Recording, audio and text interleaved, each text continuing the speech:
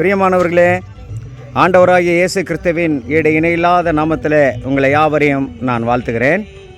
உன்னதமானவருடைய மறைவில் இருக்கிறவன் சர்வ வல்லவருடைய நிழலிலே தங்குவான் என்று வேதத்திலே எழுதப்பட்டிருக்கிறது. இந்த உலகத்திலே பார்க்கும்போது பாலான கொள்ளை நோய்கள், பொல்லாத தடைகள், எல்லா விதமான பிரச்சனைகள், தீராத வியாதிகள் மத்தியிலே, கடன் பிரச்சனையின் மத்தியிலே நாம் இவ்விதமாக வருத்தத்தோடு கூட நாம் கடந்து வந்திருக்கிறோம்.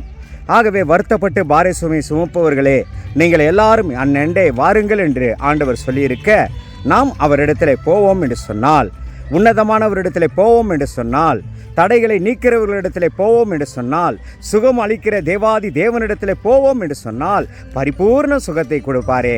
ஆம் பிரியமானவர்களே, நாம் யாரிடத்தில் போக முடியும்? கட்டாயம் போக முடியாது இல்லையா? தேவனிடத்தில் போவோம். தேவனுடைய வார்த்தையை தேடுவோம், அதிகமாய் தேடுவோம். தேவனுடைய வார்த்தையை தேடுவோம். பரிபூர்ண சுகத்தை உங்களுக்கும் எனக்கும் தேவாதி தேவன் கட்டளையிடுவாராக. ஆமென்.